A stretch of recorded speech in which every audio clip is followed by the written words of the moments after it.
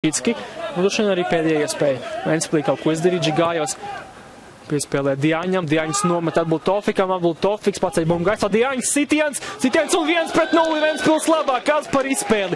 Diaņas nometa, atbūt Tofiks tālāk pa gaisu, piespēlē Diaņam, un Diaņas uzreiz apakšējā stūrijā. Nu, nekas neliecināja, ka kaut kas tāds šajā uzbrukumā varētu notikt, bet Ventspilī izdevies gūt vārds pašā puslaika beigās, un arī 1-0 Ventspils labā pēc pirmajām 45 minūtēm.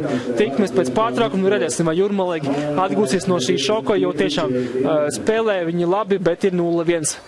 Atrausies no Jelgavas, atspietosies Skonto. Skonto ir 28 spēlēs 67 punkti, Ventspilī tagad būs 27 spēlēs 60 punkti. Diaņas un 7-0! Kas par sagrāvi Jūrmalai. Ventspils pilnībā iznīcina virslīgas vājāko komandu. Pēc pirmā puslaika 1-0, laimīgs 1-0, Diaņas guva vārtus puslaika pašās beigās, bet tagad 7-0, jā. Tas ir smagi.